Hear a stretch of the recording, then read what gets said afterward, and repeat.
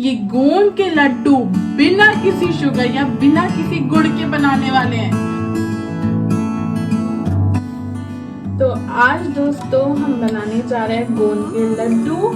अभी हमारे चैनल पे स्पेशली सर्दियों के लिए चीजें बन रही हैं। तो मेरी पिछली वीडियो थी सरसों का साग, मक्के की रोटी और उसके मैंने फायदे भी बताए थे। तो होप सो अगर आपने नहीं देखी हो तो जल्दी से जाके चैनल पे जाके देख लो, और नहीं तो फिर लिंक देख लो, उस पर आपको मिल जाएगा। मैं इसके डिस्क्रिप्शन में सरसों के साग की भी वीडियो की लिंक डाल दूंगी। तो आज हम क्या बनाने जा रहे हैं इतने सारे ड्राई फ्रूट्स का? हम स्पेशली सर्दियों के लिए आज बनाने जा रहे हैं गोंद के लड्डू। लेकिन मैंने यहाँ पे गोंद के साथ साथ एक और चीज बहुत फेमस होती है ठंड में, गैस करो क्या? बहुत इंपॉर्टेंट, ऑफ कोर्स तिल। तो मैंने यहाँ गोंद के साथ मिक्स करके गोंद और तिल के लड्डू हम बनाने जा रहे हैं, क्योंकि जनरली लोग गोंद के लड्डू बनाते हैं, पर यहाँ पे मैं तिल के लड्डू भी बनाने वाली हूँ।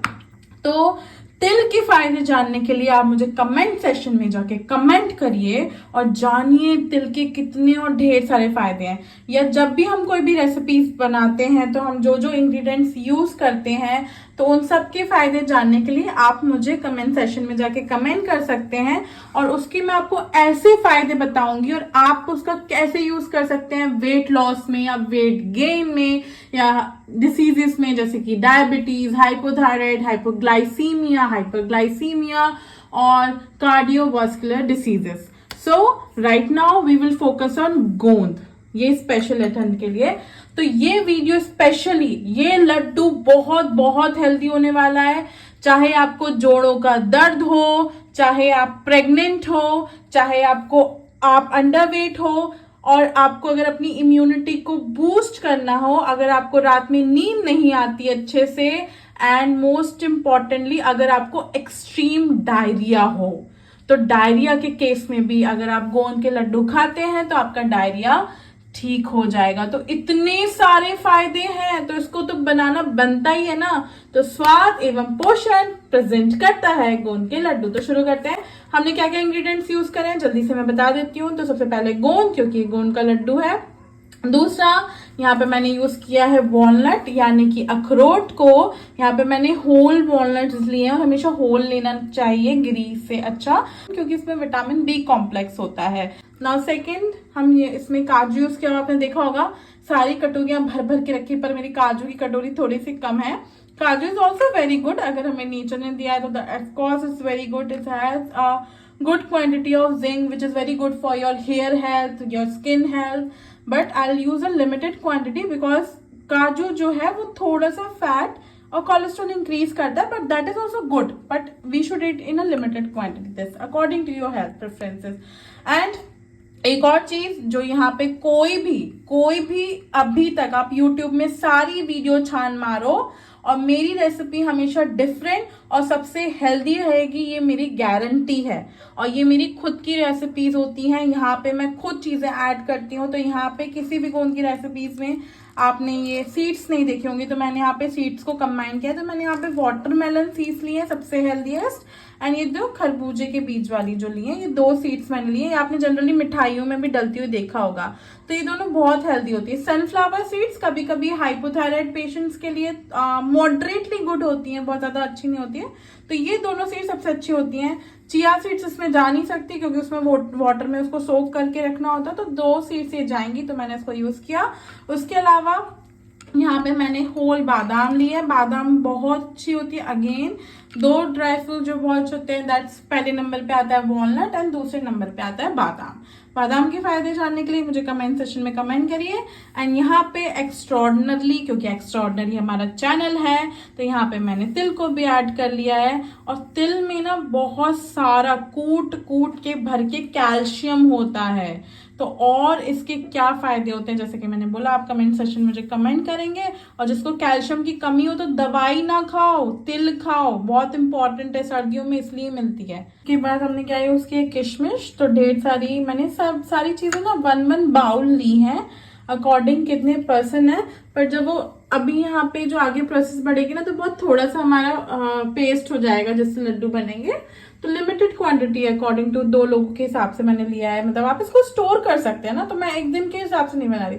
तो मैंने किशमिश जो है 1 बाउल ली, थोड़ी सी ज़्यादा ही ली है ताकि मुझे शुगर ना यूज़ करनी पड़े। एंड देन यहाँ पे ये क्या है, ये खसखस है। तो खसखस बड़ी अच्छी होती है छोटे बच्चों के लिए। आपने देखा होगा जो छोटे बच्चे होते हैं वो खसखस की खीर भी खाते हैं, उनके लिए स्पेशली बनाई जाती है।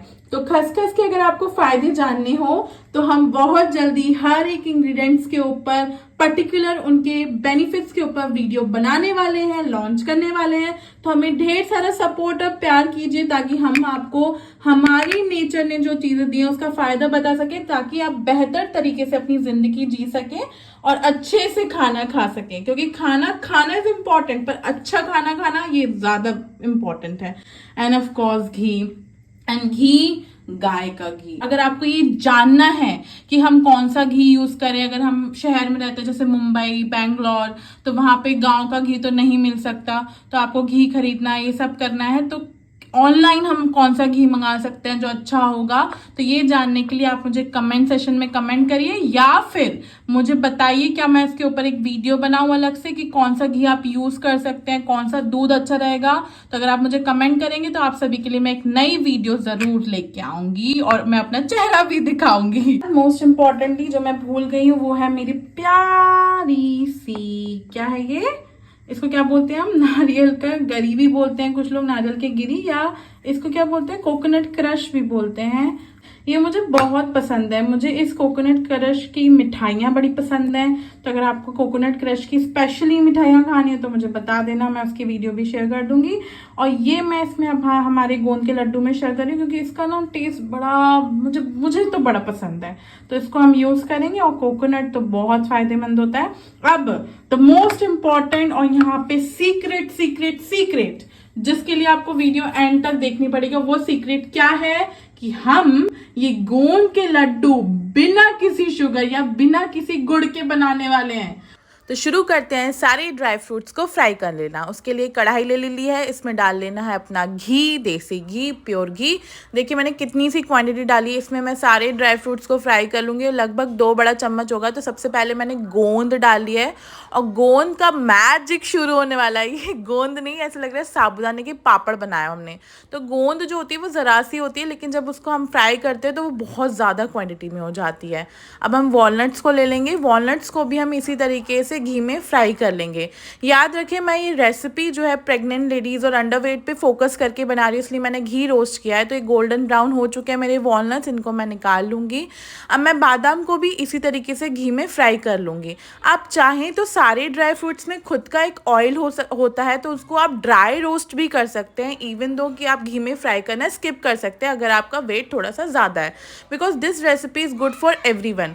इसी तरीके से कैश्यूज़ को भी मैं ऑयल में यहाँ पे घी में फ्राई कर रही हूँ, आप ड्राई रोस्ट भी कर सकते हैं। ठीक है, नाउ किशमिश। अब किशमिश में भी होने वाला मैजिक। किशमिश को आपको घी में ही फ्राई करना पड़ेगा क्योंकि हमें इस टेक्सचर में चाहिए फूली हुई। इसका आगे क्या यूज़ होगा वो तो आपको वीडियो पूरी देखनी पड़ेगी। तो ये किशमिश में मेरे फूल के बम्पर क्यूटी हो गई थी। अब यहाँ पे मैंने जो सीड्स हैं उनको भी अच्छे से रोस्ट कर लिया है। आप इसको भी ड्राई रोस्ट कर सकते हो, और इसको ड्राई रोस्ट करना ज़्यादा अच्छा है इन स्पाइट ऑफ घी। अब इसी तरीके से मैंने कोकोनट क्रश ले लिया है, इसको भी मैं बहुत कम घी बचा था, आपने देखा था ना, इसको भी घी में मैंने फ्राई कर लिया है और एक ऐसे गोल्डन ब्राउन सा हो गया और मेरा फेवरेट है। अब फाइनली तिल को मैं घी में बिल्कुल भी रोस्ट नहीं कर रही हूँ, उसको ड्राई रोस्ट ही करना है आपको, और इस तरीके से ड्राई रोस्ट करके निकाल लेना है। अब ये जो मेरी प्यारी सी खसखस है, मेरे पास थोड़ी कम क्वान्टिटी में थी, इसको भी मुझे ड्राई रोस्ट करना है, तो ये ध्यान रखिए आप। इसको भी मैंने निकाल लिया है। तो ये मेरे सारे ड्राई फ्रूट्स जो है वो अच्छे से रोस्ट हो गए हैं। अब आपको क्या क्या चीज़ें घी में फ्राई करनी है, कोकोनट क्रश हो गया, बादाम हो गई, काजू हो गया, वॉलनट हो गई और किशमिश, ये सब मैंने घी में फ्राई किया है। इसके अलावा जो तिल है, खसखस है और ये जो सीड्स हैं, इनको आपको ड्राई रोस्ट करना है। और ये जो आपका गोंद है उसको तो घी में आपको रोस्ट करना ही पड़ेगा। ठीक है। अब आपका क्या करना है, सबसे इम्पॉर्टेंट स्टेप, इस गोंद को आप ऐसी लड्डू में बनाने नहीं डाल देंगे, इस गोंद को हाथ की मदद से क्रश कर लेंगे। अगर हाथ से नहीं हो रहा है तो कुटनी से भी इसको क्रश कर सकते हैं, ईजिली क्रश हो जाएगा।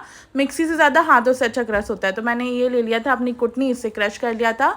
अब आपको क्या करना है, जितने भी मेरे घी रोस्टेड ड्राई फ्रूट्स थे उनको मैंने इसके अंदर डाल दिया, जैसे काजू हो गई, बादाम हो गई और वॉलनट हो गया, और ये अपना जो तिल हो गया, इसको क्या करना है, और ये जो सीड्स हो गई, ये सब डाल के आपको हमारे मिक्सी के अंदर अच्छे से ग्राइंड कर लेना है। प्रॉपर ग्राइंड नहीं हो तो भी चलेगा। तो मैंने मिक्सी शुरू कर दी है और ये देखिए बिल्कुल रफली भी ग्राइंडेड हो, पेस्ट मतलब ऐसा हो कि वो हमारा जब लड्डू बनाए तो वो अच्छे से बन जाए। तो ये जो फॉर्मेट है ना परफेक्ट है, क्योंकि थोड़ा एक दो बादाम जब दिखती है ना लड्डू में तो लड्डू बड़े सुंदर दिखते हैं। तो एकदम मस्त पाउडर फॉर्म में मेरा आ गया है सब कुछ ग्राइंड होके। अब इसमें क्या करना है, मैंने ऑलरेडी जो गोंद रखी थी ना कूट के, उसको उसमें ऐड कर लेना है। तो गोंद ऐड करके अच्छे से पाउडर में मिक्स कर लेना है ताकि वो प्रॉपरली डिस्ट्रीब्यूट हो जाए। अब मैं इसमें कोकोनट क्रश को भी ऐड कर लूँगी। अब है सरप्राइज, सरप्राइज खुल गया। तो फाइनली जो इसमें मीठा बनाने के लिए मैंने क्या यूज़ किया, डेट्स। तो डेट्स को आपको पानी में भिगो के रखना है इस तरीके से, जैसे मैंने 2 घंटे से रख के रखा है। तो ये डेट्स जो हैं थोड़ी सी सॉफ्टन हो जाएंगी। और नॉर्मली अगर आपके पास थोड़ी सी गीली डेट्स हैं तो चलेगा, तो आप उसको ज़रूरत नहीं है। पर वो जो सिरप वाली डेट्स आपको नहीं यूज़ करनी, उसमें एक्स्ट्रा शुगर होती है। तो मैंने सारी डेट्स का जो बीजे हैं वो निकाल दिए। तो इस तरीके से बीजे निकाल करके इनको आपको मिक्सर ग्राइंडर में डालना है, उसमें इलायची डालनी है और जो हमारी किशमिश थी ना वो भी इसमें डालनी है। तो एक पूरा फाइन हमारा पेस्ट बन जाएगा। सरप्राइज! तो फाइनली ये पेस्ट बन गया। तो हमारा जो शुगर फ्री और गुड़ के बिना जो हम गोंद के लड्डू बना रहे हैं वो ऐसे बना रहे हैं। तो पेस्ट को हम निकाल लेंगे और जो हमारा पूरा जो प्रॉपर ड्राई फ्रूट वाला पाउडर फॉर्म था उसमें इस पेस्ट को ऐड कर लेंगे और अच्छे से पहले नीट कर लेंगे ताकि ये जो पेस्ट हमारा प्रॉपरली डिस्ट्रीब्यूट हो जाए, तो मिठास प्रॉपरली अच्छे से आएगी पूरे लड्डू में। तो इस तरीके से मैंने अच्छे से मिक्स कर लिया है। अब लड्डू बनाना जो है ना ये टेक्निक है, इसमें कोई भी मैं एक्स्ट्रा घी यूज़ नहीं करी। तो इस तरीके से आपको हाथ के सेंटर में रख करके लड्डू को गोल किया। जो मैंने खसखस थी वो क्यों यूज़ नहीं करी है, क्योंकि खसखस को यहाँ पे मैंने ऊपर डिकोर करने के लिए यूज़ किया, मतलब डेकोरेट करने का। लड्डू मेरा डेकोरेट कितना क्यूट है। ओह फाइनली मेरे गोंद के लड्डू तैयार हैं। और सबसे अच्छी बात है कि आप इन लड्डुओं को बहुत दिनों तक स्टोर कर सकते हो और फ्रिज हो तो महीनों महीनों तक स्टोर कर सकते हो। तो खाते हैं गोंद के लड्डू।